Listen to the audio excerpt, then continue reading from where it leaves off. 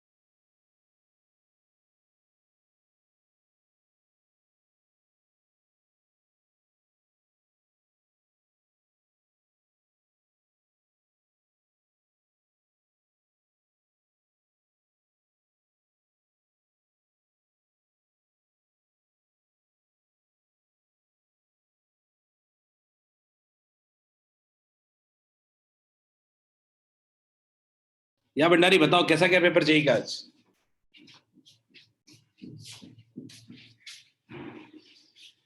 कितने लगे?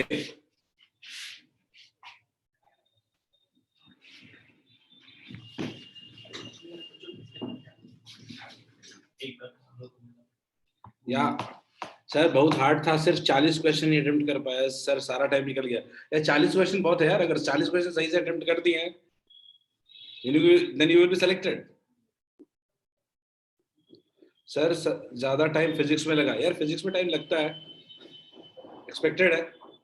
कितने बने फिजिक्स में?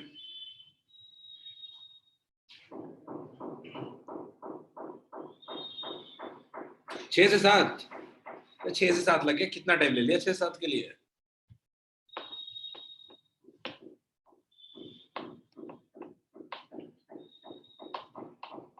दीदी आपका जेई एग्जाम कब है? जेई के लिए प्रिपेयर करो, अगर जेई एग्जाम है तो फिर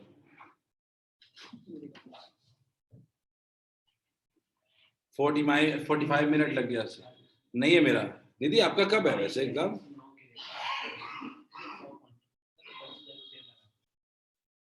अपने आप अपीयर नहीं हो रहे हो क्या इस बार? नॉट अपेयरिंग क्या?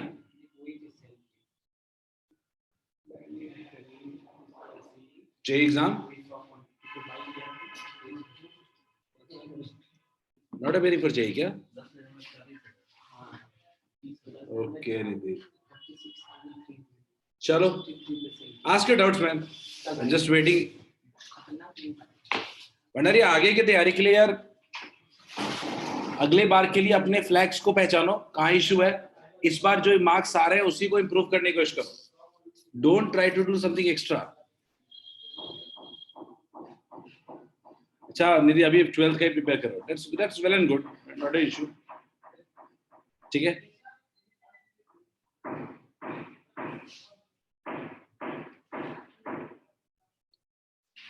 not a bad thing to do. Bhandari यार, अभी अभी जो टॉपिक्स कवर किए ना, just try to focus on those topics, कि वो टॉपिक्स को और स्ट्रॉन्ग करो जिन पे वर्क कर सकते हो। नए टॉपिक्स पढ़ने जाओगे, it will be an issue.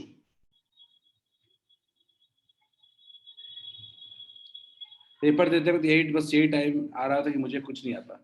That might be a somewhat reality also, issues हैं। निधि सिंह सर अभी टाइम है या टाइम है निधि? पर those who are appearing for JEE, उनके लिए बात कर रहा हूँ. I've not seen JEE paper for as of now. अभी देखा नहीं वो JEE पेपर कैसा है. भंडारी एक तो पीसी बंद हो गया था यार. भंडारी वहां का पीसी बंद हो गया कैसे? सेंटर पे दे रहे थे आप.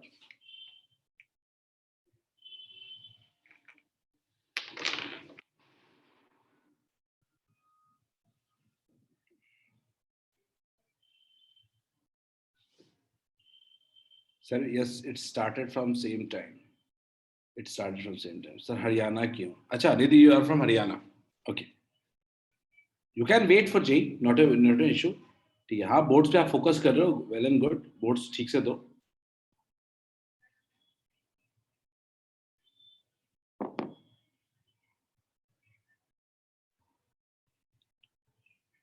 दिल्ली में रहा था. बिटसेट बाहर दो सर. बिटसेट भर दो भंडारी, बिटसेट भर दो, बट एक्सपेक्ट बोर्ड्स में 80% प्लस मार्क्स होने चाहिए बिटसेट में. बिटसेट सिर्फ और सिर्फ आपके हाई अटेम्प्ट रेट को देखता है. बिटसेट बहुत ज्यादा नंबर ऑफ क्वेश्चंस होंगे और आपको जल्दी सॉल्व करना होगा. यस निधि, एटलीस्ट 80% प्लस होना चाहिए बिटसेट में के लिए.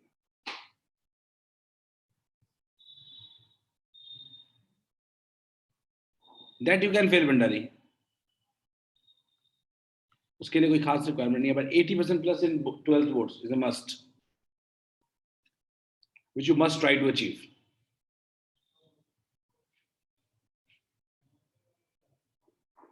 दीदी आपने डाउट्स नहीं भेजे यार, स्लाइड्स कहाँ से मैं लेके नहीं आया. तो you just need to ask specific doubts. मैंने आपको बोला था व्हाट्सएप पे भेज दो. You have not sent. I will have to deal it topic by topic, the doubts you ask, because only you are there. सिर्फ आप ही हो आज. ओके है नहीं.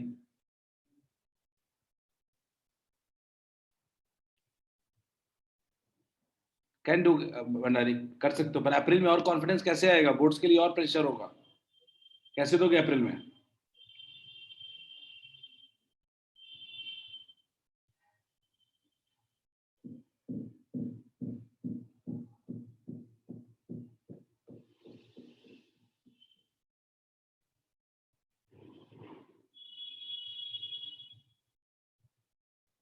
या मार्च में सारे स्कूल्स में प्री बोर्ड होंगे भंडारी. अग्री. सही बात है.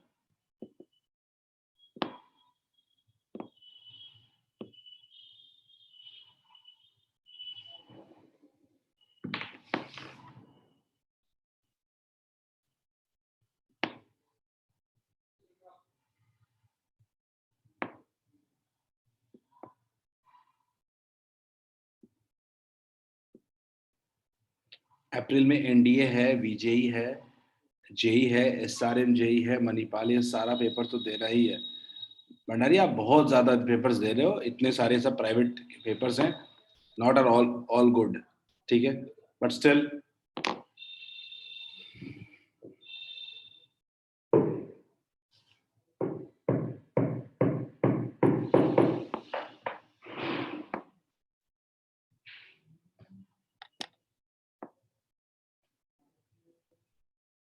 निधि राइटली सेड, अभी 12th ही पे फोकस करो. कैन डू, बट हाँ, you can achieve in JEE too. अगर आप ट्राई करो तो जी you can also do some well in JEE. So at least attempt तो देना चाहिए था आपको, whatever success you get. Because आप 12th का बेस स्ट्रॉन्ग है तो आप उस पर रिलाई कर सकते थे.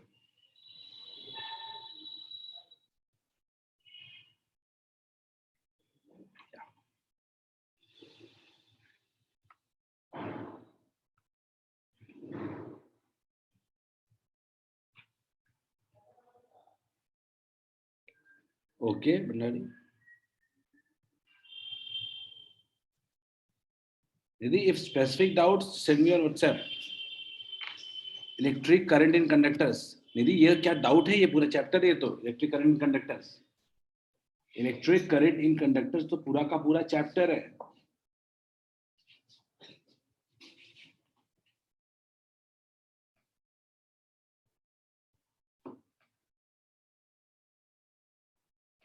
टॉपिक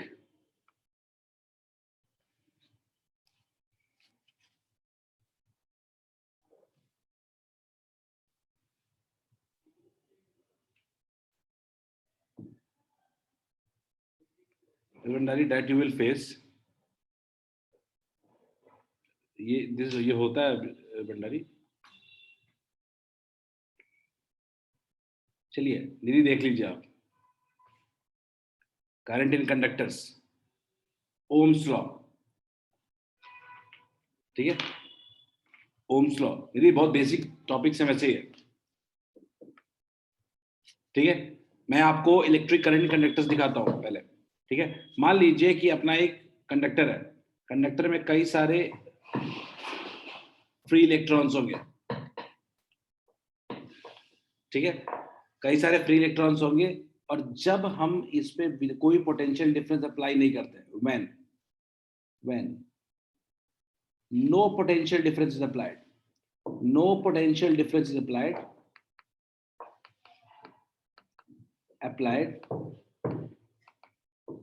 कोई पोटेंशियल डिफरेंस अप्लाई नहीं करते हैं, then average velocity of molecule जो होता है अंदर में फ्री इलेक्ट्रॉन्स होता है, वो क्या होता है? जीरो। क्लियर है? एवरेज वेलोसिटी ऑफ मॉलिक्यूल्स क्या होता है? जीरो। क्लियर है? Just wait for a second, ठीक है। लेकिन when we apply potential force, when we apply potential difference,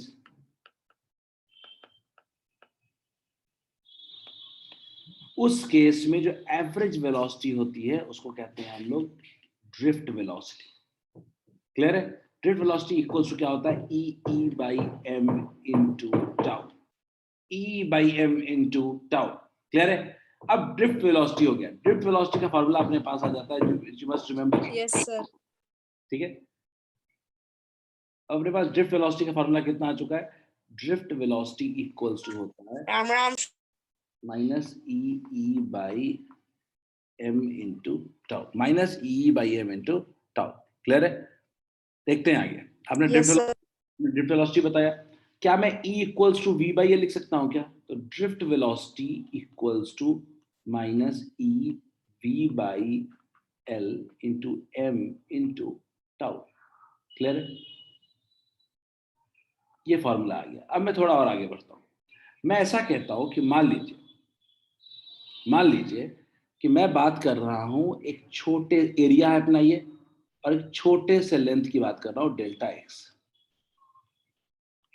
छोटे से लेंथ की बात कर रहा हूं डेल्टा एक्स। ठीक है, मैं मान लेता हूं कि पूरा का पूरा जो इलेक्ट्रॉन्स है, पूरा का पूरा जो इलेक्ट्रॉन है वो dx डिस्टेंस कुछ आगे बढ़ा है। तो अगर मेरे से कोई पूछे कि total number of free electrons कितने हैं, तो क्या लिख सकता हूं? n into number of a into dx, where n क्या होता है? Number of free electrons per unit volume. Clear है? तो अगर मेरे से कोई पूछेगा कि total number of free electron, तो टोटल चार्ज कितना फ्लो करेगा, तो n into a into dx, total number of electron into एक इलेक्ट्रॉन का चार्ज क्या होगा? E। ठीक है, मैं म्यूट कर दे रहा हूँ इसका भी। क्लियर है? उसके बाद कोई आपसे पूछेगा करंट कितना होगा, करंट कितना होगा, तो करंट क्या होता है? dq upon dt, dq upon dt। Clear है? तो मैं क्या लिख सकता हूँ? NaE dx upon dt। जो फॉर्मूला बनता है वो क्या बनता है? I equals to NeABD, I equals to NeABD। Clear है? I equals to NeABD। एक काम करते हैं, I का वैल्यू VD का वैल्यू पुट कर देते हैं, तो क्या हो जाएगा? NeA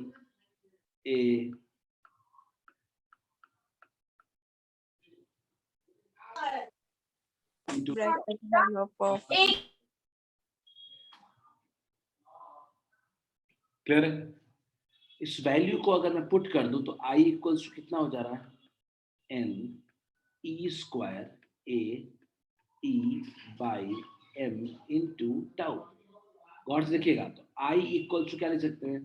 N E square A, E को क्या लिख सकते हैं? V upon L into M into tau. गौर से देखिएगा, अपना V और I के बीच में एक रिलेशनशिप आया है। अगर मैं बोलूं कि V equals to M into L by NE square A, NE square A into tau into कितना हो गया? I। तो क्या आप कह सकते हो क्या कि V would be directly proportional to I, keeping mass of electron, length, number of electrons free per unit volume, E area and tau constant. Clear है क्या? तो क्या आप ओम्स लॉ क्लियर है क्या निधि? ये क्या है Ohm's law? V is directly proportional to I. Clear है? Where V इक्वल्स टू क्या होता है? I into R. तो R की वैल्यू कितनी आ गई? अब R की वैल्यू आ गई ml by ne square a into tau. Clear है? अगर मैं मटेरियल को सेम रखूंगा तो number of free electrons per unit volume भी सेम रहेगा, मास भी सेम रहेगा, यस सर। टेम्परेचर भी सेम रहेगा, टाउ भी सेम रहेगा। तो आर जो आता है वो क्या आता है? Directly proportional to L by A. L by A. तो अब एल बाई ए के अलावा जो भी होगा वो क्या हो जाएगा? L by A. Rho L by A. तो क्या आप कह सकते हो, क्या कि रो की वैल्यू, लेफ्ट में आता हूँ, लेफ्ट साइड में, रो इक्वल्स टू कितना हो जाएगा? रो इक्वल्स टू हो जाएगा m by N E square into tau. हो जाएगा क्या? यानी अगर मैं बोलूं कि किसी मटेरियल की रेजिस्टिविटी किन किन फैक्टर्स पे डिपेंड करती है, तो पहला तो होता है मटेरियल पे, number of free electrons per unit volume, और दूसरा होता है टेम्परेचर। अगर टेम्परेचर बढ़ाते हैं तो रिलैक्सेशन टाइम क्या हो जाता है? घट जाता है। सर ये कैसे किया सर? ये समझ नहीं आया। मैं कह रहा हूं, याद रखिएगा, अगर आप टेम्परेचर को इंक्रीज करोगे तो आपका जो ये रिलैक्सेशन टाइम है ये डिक्रीज कर जाता है। कारण क्या है कि ऑक्सीडेशन फास्ट हो जाएंगे, और ऑक्सीडेशन फास्ट हो जाएगा तो क्या दो कोलिजन के बीच का एवरेज टाइम घट नहीं जाएगा? Yes sir, yes sir. तो टाउ डिक्रीज कर जाएगा। तो आप खुद सोचो, अगर टेम्परेचर बढ़ाओगे तो टाउ डिक्रीज करेगा, तो क्या रेजिस्टिविटी इंक्रीज नहीं कर जाएगा? फाइनली कर जाएगी सर। सेम केस रेजिस्टेंस में भी यही होगा। तो हमने पढ़ा है ना कि कंडक्टर के लिए टेम्परेचर बढ़ाते हैं तो रेजिस्टेंस भी बढ़ता है। Yes sir, yes sir. This is it. Clear है क्या? Yes sir, clear sir. Ohm's law है उसका, इसका लिमिटेशन आपने पूछा। लिमिटेशन बेसिकली जो इसका है वो सेमी कंडक्टर है।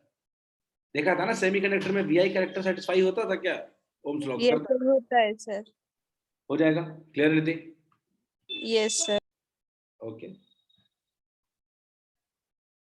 आगे।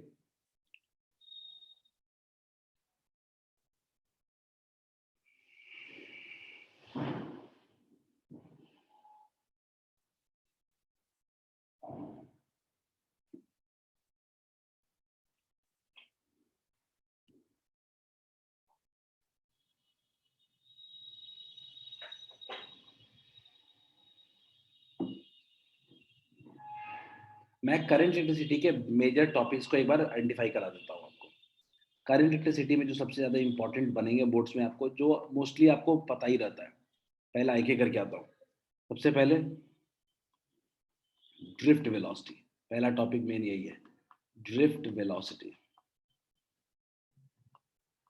ठीक है। दूसरा है ओम्स लॉ।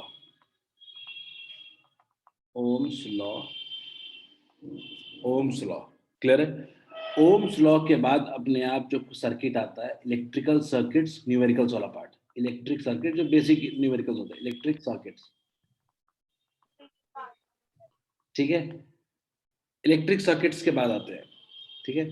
इसके बाद आता है आपका ईएमएफ, इंटरनल रेजिस्टेंस।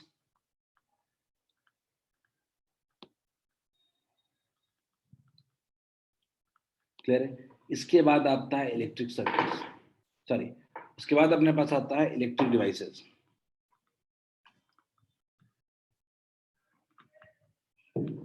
ये मेजर 5 बड़े टॉपिक्स हैं, ठीक है, जो हमें याद रखने होते हैं। Sir Kirchhoff's law, rule. कौन सा लॉ? कौन सा law? Kirchhoff's rule. Kirchhoff rule. Kirchhoff's rule electric circuits में ही आ जाएगा। किरचॉफ्स रूल जो है वो इलेक्ट्रिक सर्किट्स में ही आ जाएगा। Okay sir, thank you sir. Okay.